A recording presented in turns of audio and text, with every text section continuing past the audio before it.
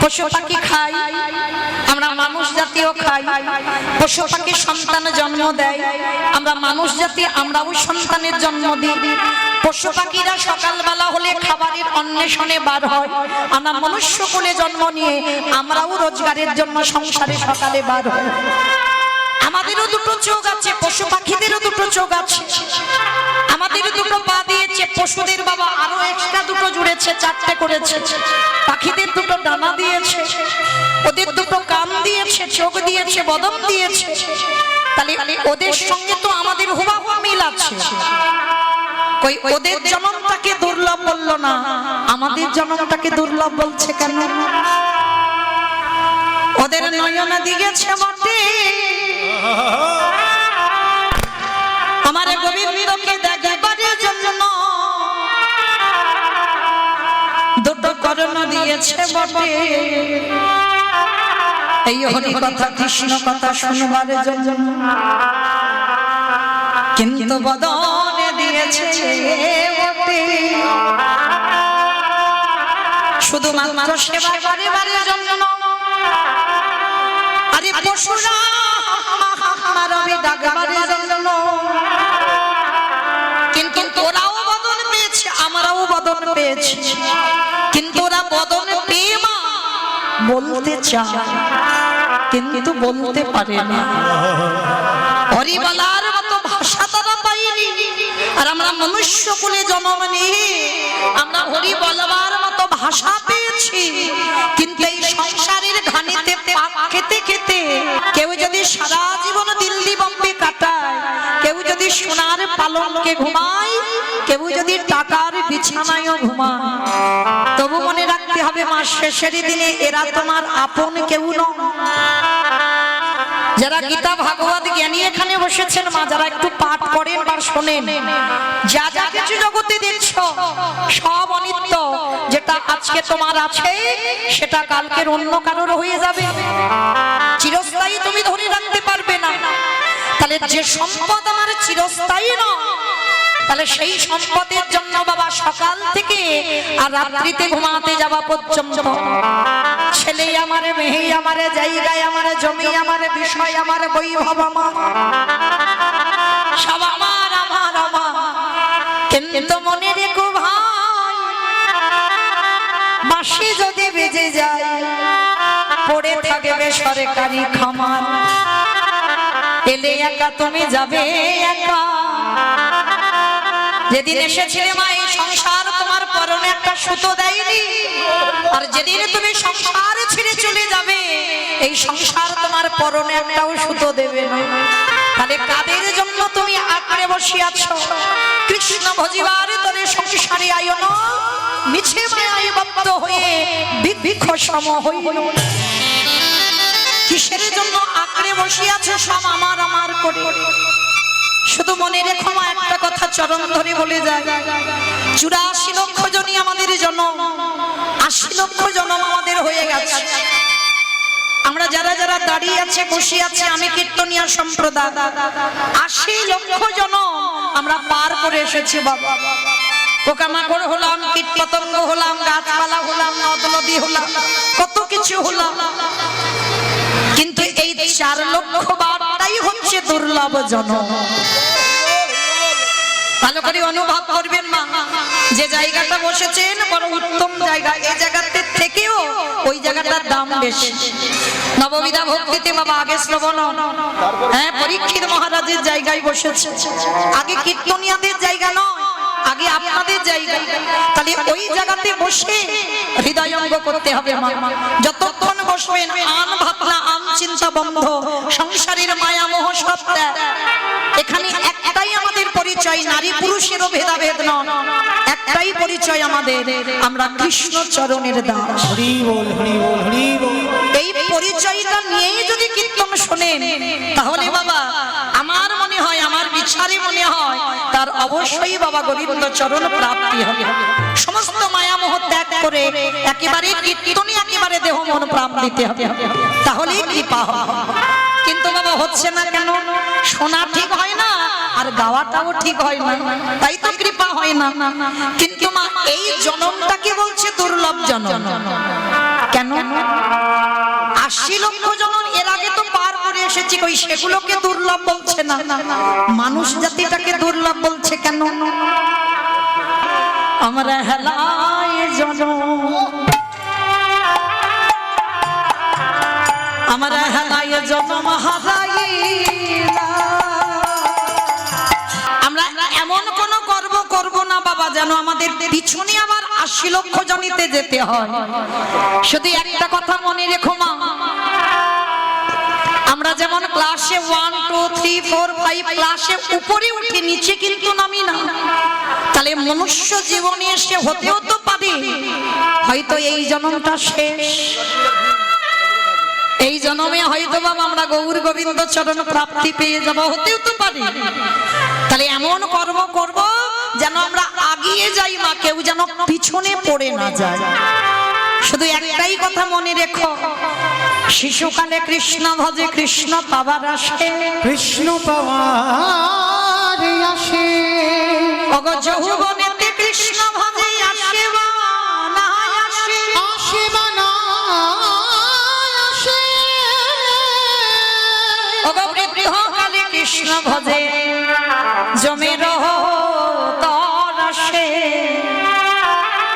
মায়েরা আপনারা এই কথাগুলো জানেন, আপনারা যেন ভেবে বসবেন না যে মৌমিতা জ্ঞান দিচ্ছে না। আমি জ্ঞান দিতে আসিনি, একটু মনে করাতে এসেছি। সংসারে থেকে তো ভুলে যাই, মনে করাবার জন্য কীর্তন, আমি জ্ঞান দিতে আসিনি। মহাজনেরা বলছেন শিশুকালে কৃষ্ণ ভজে কৃষ্ণ পাবার আসে, যৌবনেতে কৃষ্ণ ভজে আসে বা না আসে, বৃদ্ধকালে কৃষ্ণ ভজে জমে রত্তর আসে। অমাইরা কি বললেন? মহাজনেরা সকাল সকাল ভজন করতে বলছে, যে সকাল সকাল ভজনে নামো।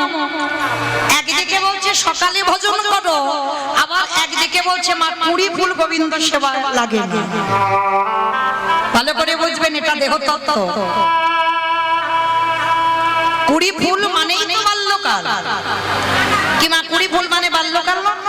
ছোটবেলায় যখন ওই কুড়ি ফুল গাছ থেকে তুলতাম, ঠাকুমারা বকাবকি করতো, তাই না দিদি? ওই কুড়ি ফুল ফুলে সেটাকে ফুটিয়ে গোবিন্দ চরণে দিতে নেই, এটা লাগে না পূজা। কি মা বলতো না ছোটবেলা? ওই কুড়ি ফুল তুলে গোবিন্দ সেবায় লাগানো হয় না। আর কুড়ি ফুল সম দেহতত্ত্বে বাল্যকাল। কি মা এরা বাল্যকালে গোবিন্দ সেবা হয়? সে তো ধ্রুবের মতো ছেলের হয়েছে, প্রহ্লাদের মতো ছেলের হয়েছে। এই আপনাদের আমাদের মতো বাবা মাটির গর্ভে হবে?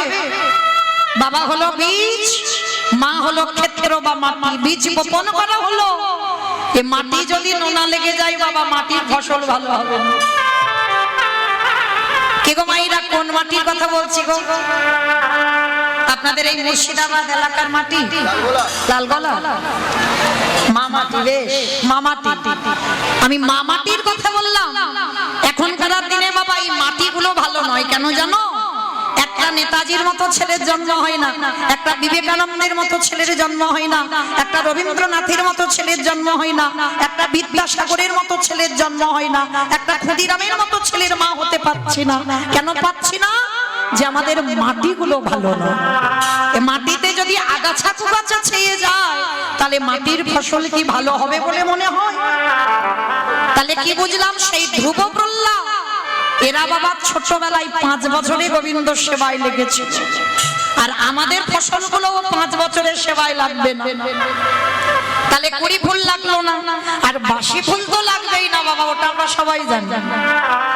কি বাবা, বাসি ফুল গোবিন্দ সেবায় লাগে? বাসি ফুল সম দেহ তত্ত্বে কোন কাল? দন্ত পড়ে যাবে, কেশ পেকে যাবে, চামড়া গুলো আলগা হয়ে যাবে। এ ফুল গোবিন্দ সেবায় লাগবে। কি গো মাইরা, যখন বয়স হয়ে যাবে, বার্ধক্য দশা, স্নান করে ঠাকুর ঘরে আহ্নিক করতে বসবে, শরীর অলস, বেশিক্ষণ আহ্নিক করা যাবে না বাবা, বারবার ঘুমিয়ে পড়ে যাবে। একটু জপের মালায় জপ করতে যাবে, কোন রকমে 16 মালা হবে, আর ভালো লাগছে না, শরীর চলছে না তো বাবা। দোষ তো আমার নয়, সময়টা তো বাবা বাসি ফুল। হরিবাসরে বসেছ, ভালো লাগলেও বাবা উপায় নেই, কোমরে ব্যথা, বেশিক্ষণ বসা যাবে না। তাহলে দোষটা কি আমার? আমার বাসি ফুলের দোষ। এই বার্ধক্য দশায় ঠিক ঠিক গোবিন্দ সেবা হবে না। তাহলে সেবা দেবে কোন ফুল? যে ফুলটা আজকের ফুটেছে, যে ফুলটা আজকের গাছে ফুটলো ওইটা গোবিন্দ সেবায় লাগাও। আর আজকের ফোটা ফুল সম আমাদের যৌবন। আমি বলছি নে, আমার গোবিন্দ রাধা রানীর চরণ দুটো ধরে বলল, রাধে গো ভক্তের যৌবন বড় বড় ভালোবাস। বলে ওগো প্রেম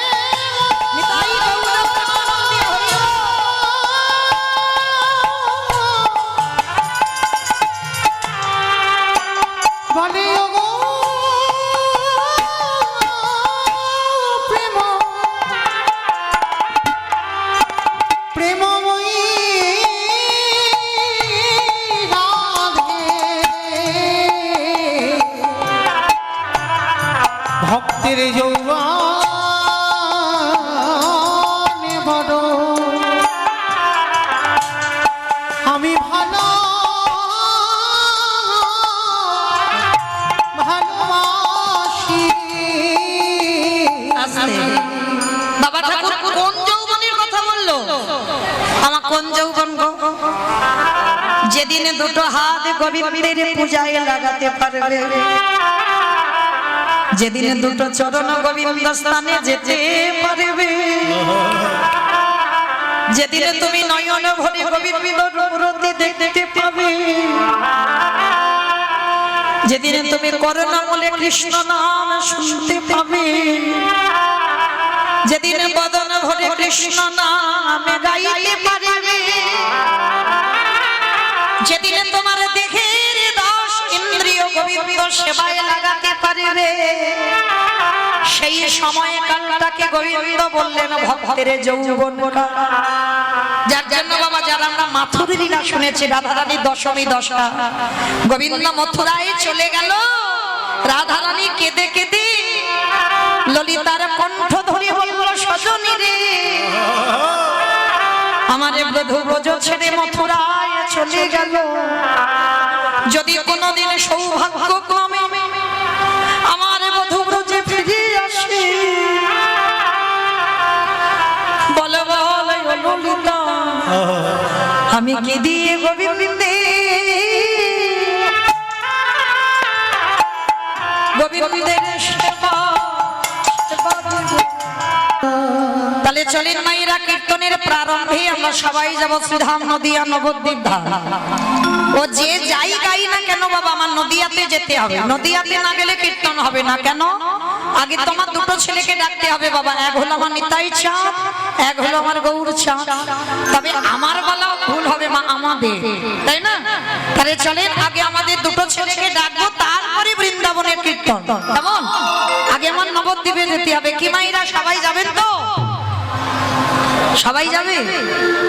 সবাই? এখন সবাই চলে গেলে তাহলে কীর্তন গাইবো কাকে নিয়ে? মাইক দাদা এত রাত্রিবেলা তুমি কি যেতে পারবে নবদ্বীপ? যতই নবদ্বীপ কাছাকাছি হোক না কেন, স্বামীর অনুমতি লাগবে, ছেলের বৌমার অনুমতি লাগবে, তারপরে যেতে পারবে, তার আগে নয়। তাহলে কৈফিয়ত দিতে হবে, তারপরে তুমি যেতে পারবে। আর নারী তো সারা জীবন পরাধীন। কি মাইরা ভুল বললাম? সারা জীবন। ও যখন জন্ম হলো বাবা মা, বিয়ে হলো স্বামী, ছেলে পুলে হলো, এবার ছেলে, আবার নাতিপুতি হবে, এবার নাতিপুতির অধীন। মানে এরা সারা জীবন পরাধীন। তাহলে অনুমতি নিতে হবে, তারপরে তুমি যেতে পারবে, তার আগে নয়। কিন্তু একজনকে কোনো অনুমতি নিতে হয় না, কোনো কৈফিয়ত দিতে হয় না। বলো তো সে কে? ফোন হবে কেন? মন। ওই কাছাকাছি গেছে, ফোন নয় মন।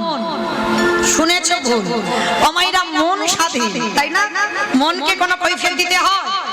আর যত যানবাহন আছে বাবা, যত তুমি ফ্লাইটে দ্রুত যাও না কেন, মনের থেকে দ্রুত কেউ নয়, তাই না? এক্ষুনি চোখ দুটো বন্ধ করে মনে করো, আমি একটু নবদ্বীপে গিয়ে সুরধনী গঙ্গা স্নান করে আমি আমার রাধা মাধবকে দর্শন করব। একটু মনে করো, সেখানে চলে যাবে। মনকে বলো, মন একবার আমি বৃন্দাবনে যমুনা স্নান করি, আমি বাঁকে বিহারী লালকে দর্শন করবো। সোজা মন সেখানে, ও কারণ কৈফিয়ত দিতে হবে না, করে এত দ্রুত মানে চোখের পলক পড়তে পারবে না তুমি বৃন্দাবন। তাহলে চলো দেহগুলো সব এখানে থাক, আমরা মনগুলো নিয়ে যাব সুরধনী গঙ্গার তীরে। কেমন? মনগুলো যে যা সংসারে থাকতে হবে, কারণ মাইরা এ দেহ নিয়ে যাওয়া অসম্ভব, সবাই দেহ নিয়ে যেতে পারবে না, মন নিয়ে যাব। আর সব সময় মনে রাখবে মা, এখানে আমরা যে সবাই বলি না সংসার করছি, বলে না বাবা, কেউ সংসার করছি না, সবাই সংসেজেছে। সবাই যারা বসে আছো, যারা দাঁড়িয়ে আছো, আমি কীর্তনিয়া সম্প্রদায়, সবাই বাবা সংসেজেছি, সারের কিছু বুঝছি না। সার তখন হবে কখন জানো? আমার ঢেকি দেখেছো? ঢেকি ঢেকি দেখেছো? এখন আর নেই, কিন্তু তখন ঢেকি ছিল।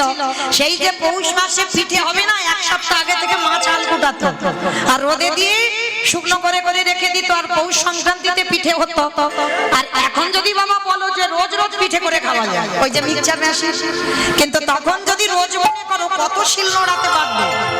তা ঢেকি যারা দেখেছো দেখবে মা, ঢেকিতে একটা বাঁশ বাঁধা আছে, আর দুইজন ঢেকিতে পাত দেয়, আর ওই ঢেকিটা গিয়ে কোথায় পড়ে? গড়ে।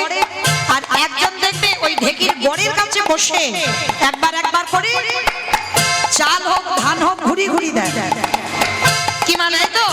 আর দুইজন পাত দেয়, আর এক সংসারী মা ঢেকির গড়ের কাছে বসে কর্ম করে যাচ্ছে। কিছুক্ষণ পরে তার স্বামী এসে বলছে, অগিন্নি কি গো, সকাল থেকে তো চাল কুটাচ্ছ, কি গো সংসারে আমি যে কাজে বেরোবো রান্না বান্না করেছে তো? বলছে, স্বামী গো কাজ কিন্তু বন্ধ দিচ্ছে না, কাজ করতে করতে বলছে, স্বামী গো আজ আমি রান্না করেছি বটে, কিন্তু বেড়ে দিতে পারবো না, তুমি একটু ভাগ ওই অন্ন ব্যঞ্জন বেড়ে তুমি একটু প্রসাদটা পেয়ে চলে যাও। স্বামীর বলল, আবার আধা ঘন্টা পরে ছেলে এসে বলছে, আমা স্কুলে যাব, জামা কাপড় কই? বলে, বাবা আল্লাহতে গোছানো আছে, একটু পরে তুই চলে যা, আমি একটু কাজে ব্যস্ত আছি বাবা। আচ্ছা মা এতগুলো কথা বলছে, আমা বলো তো মনটা কোথায় আছে? আমি বলবো বলো। ফোনের দিকে। ফোনে কেন যাব? হ্যাঁ ঢেকির গড়ের দিকে। মন কিন্তু স্বামীর দিকে গেল না, মন কিন্তু ছেলের দিকে গেল না। আমার তত্ত্বটা কি বোঝালাম?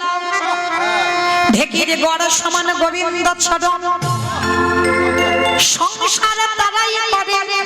এই দেহটা স্বামী সেবাই লাগিয়ে দাও, দেহটা দিয়ে তুমি ছেলে পুলে মানুষ করো, এই দেহটা দিয়ে তুমি আত্মীয় পরিজনের কর্তব্য পালন করো, কিন্তু খবরদার মন যেন ওদের একেবারে ভিজিয়ে দিও না, কর্তব্য পালন করে যাও।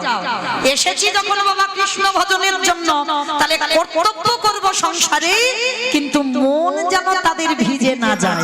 মন থাকবে কোথায়?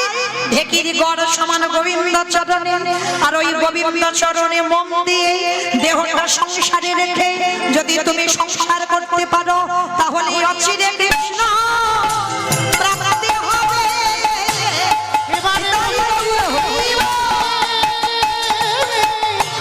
কৃষ্ণ সেবা করিলে তোমার অচিরে কৃষ্ণ প্রাপ্তি হবে।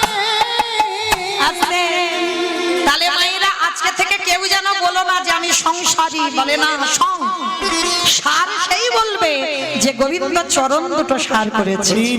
দেহের 10 ইন্দ্রিয় গোবিন্দ চরণে একেবারে সমর্পিত, সেই বলবি আমি সংসারী। আর দেহটা দিয়ে কর্তব্য পালন করেছো, তুমি সংসারী আছো। কেমন? তাহলে মা দেহ সংসারে থাক, মনগুলো নিয়ে যাবো সুরধনী গঙ্গার তীরে। সত্যতে নারায়ণ, ত্রেতাতে রাম, দাপরে কৃষ্ণ, আর কলিতে হলেন শ্রীকৃষ্ণ চৈতন্য মহাপ্রভু। কৃষ্ণ যেদিন নদিয়ায় এলো, নদিয়ার অবস্থাটা কেমন ছিল জানো? বৈষ্ণব মহাজনেরা বৈষ্ণব পদ লিখেছে মা, কত সুন্দর কথা। ওগো জয় জয়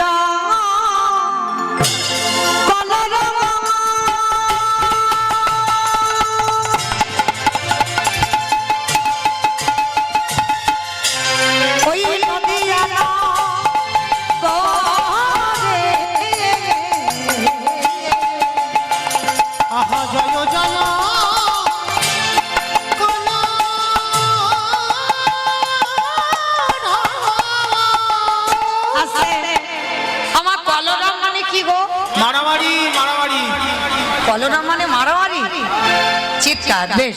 কলরব মানে চিৎকার, চেঁচামেচি, হইচই। দেখো একটু কান পেতে শোনো, হচ্ছে না একটা গুনগুন আওয়াজ? কিমা হচ্ছে তো একটা গুনগুন আওয়াজ। এটাকেই মহাজন বলছেন কলরব। তো মহাপ্রভু যেদিন নদিয়ায় এসেছিল নাকি একটা গন্ডগোল হয়েছিল। তবে মা এখানে যে গন্ডগোলটা হচ্ছে এই গন্ডগোল হয়নি। কি গন্ডগোল হয়েছিল জানো?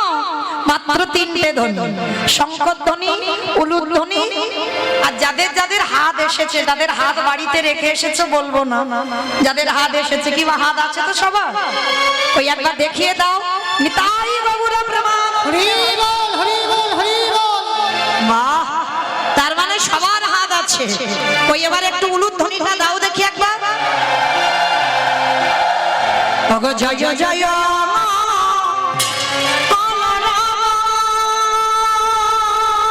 আমারে গোনারে হে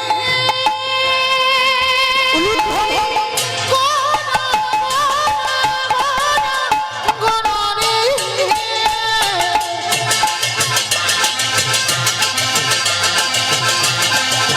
গোনা গোনা গোনা গোনা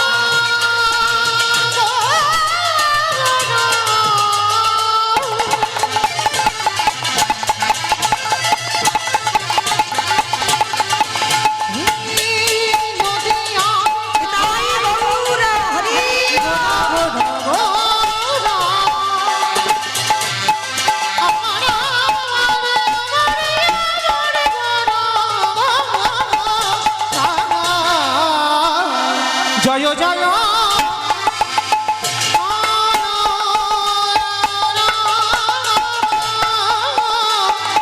নদিয়া নগরে ওগো জনমল ভিভি গোদা শশী দয়ুতরা ওই জনমল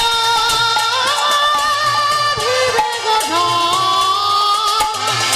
সচির যুদা রে জনমল ভিবে গোধা সচির যুদা রে আমার নদিয়াতে গো ওদা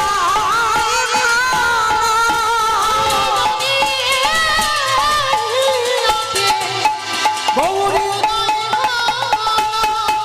বলি রাখে দয়া কটা আদি নদিয়া কি উদয় হলো রাধা প্রেমে আশা দিতে আদি নদিয়াতে উদয় মুখে ছাইয়া শ্রী রাধে বলে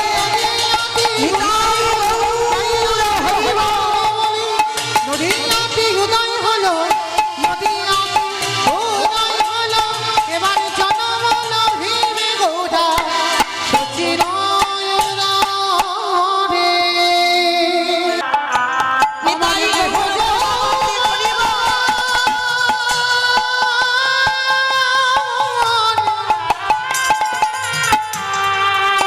আমার দেহ যৌবন যদি চলে যাই রে ওরে ললিতা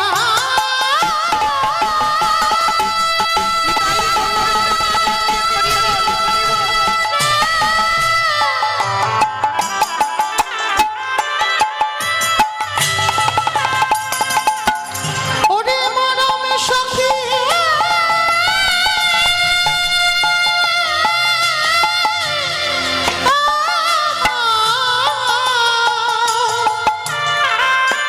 একেবারে বলতে পারিস এই দেহ যৌবন যদি ফুরা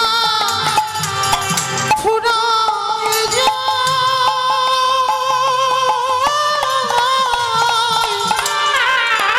রাধে যেদিনে আমার বধূ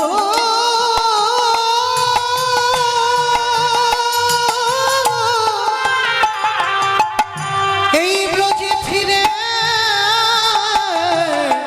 ফিরে আসবে সেদিনে কি দিয়ে মধুর সজনী কি দিয়ে মধুর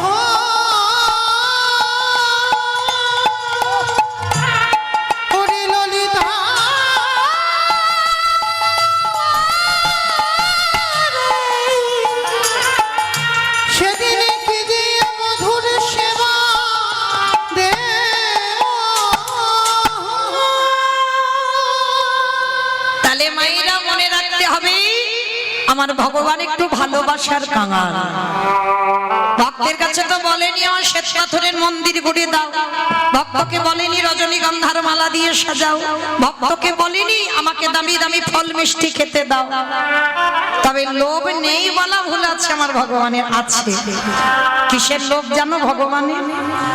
ওরে কলির জ্ঞানন্ধজি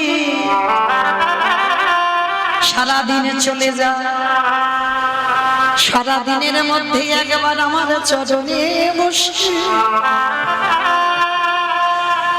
যদি একেবারে নয়নে জ্বলে একেবারে বলতে পারে কৃষ্ণ তোমার হলাম বলে,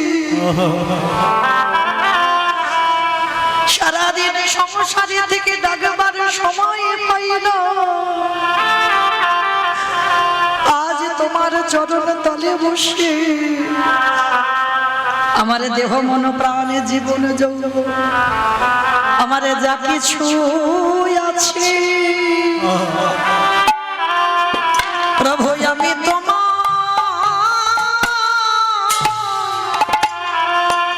তোমায় দিলাম।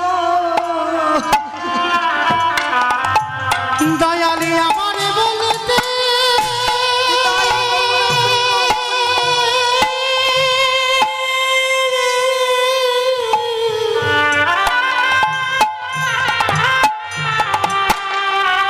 দয়ালে আমার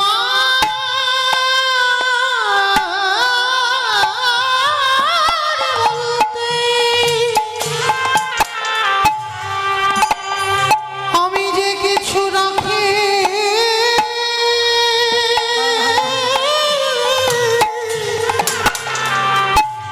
রাখি না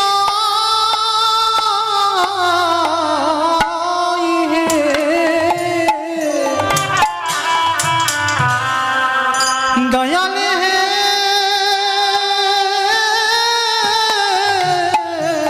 হরি বল হরি বল।